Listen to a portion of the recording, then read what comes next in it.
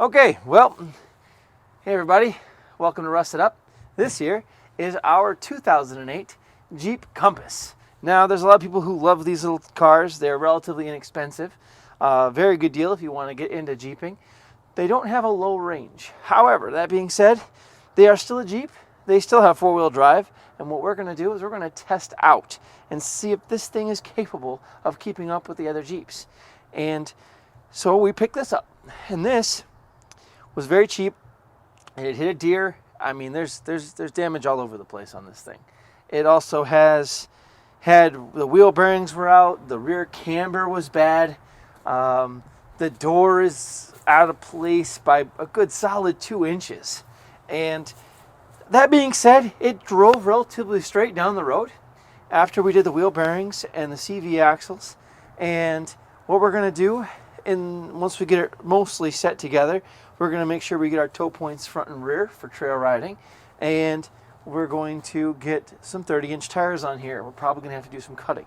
So let's take a quick look at this, and so people can get an idea of what we're actually going to be taking out, so that you can see that when it was purchased, it's stock. This is just a 2.4 with a CVT transmission.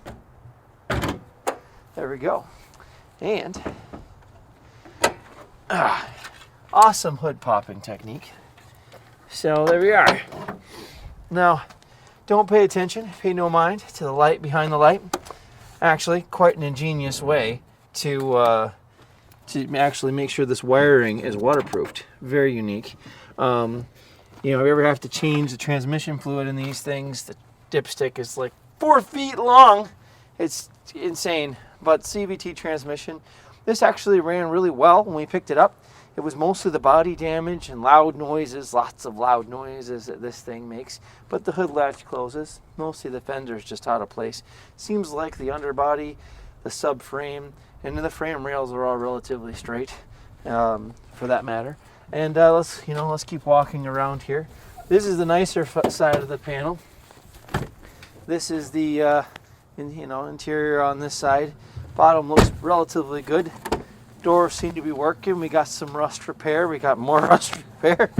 And we're going to cut these anyway because we're going to put some 30s off of an XJ on there. And I know that's a common question to see if 30s off an XJ will work. Check it out. The back door works. I think the handle's stuck. Handle stuck? Yeah. I mean, that's to be had. Well, if you guys all want to come a little closer, you can see the, I don't think we're going to keep that. Just toss that over there. All right, we're good there. Yeah, no. This is our property, folks. We keep it clean from time to time. So, as you can tell, I mean, she's, this isn't probably that important. There we go.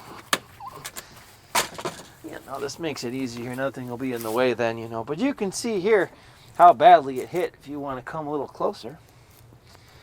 That's a pretty good strike there. However, she's still driving pretty straight. A little bit of wind noise and you're going down the highway, but yeah, she's all there. Tons of storage room in there, gents and ladies. Uh-oh. I told you the handle was stuck, Paul. Ugh. Never listens.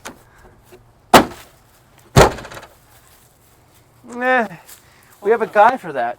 All right, moving on. This side gets a little bit more damage.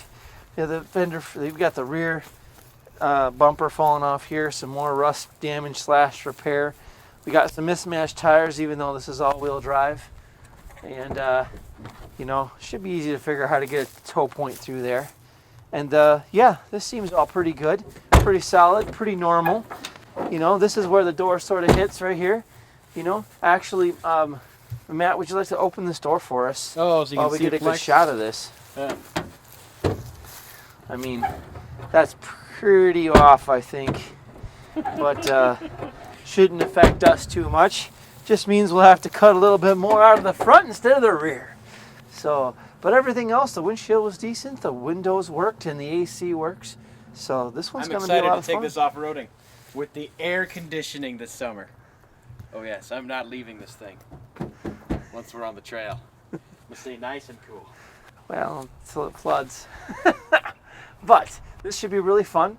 It's going to be interesting to see how this thing works with the CVT and the larger tires without having an actual low-range gearbox. If you guys have any ideas on what should happen to this, and some ideas that maybe you wanted to do to your own Compass, and you'd want to know, if it's even possible, then you should ask us, because maybe we'll just do it to this. Instead of going straight out to the 30s, we might do something else. The 30s might be a little bit of strain on the drivetrain, but we're going to see. We're going to see if this actually is a viable off-road machine given a little extra clearance. All right. Well, make sure you stay tuned and watch this one. And I'm sure Matt's super excited. Oh, yeah. Air conditioning.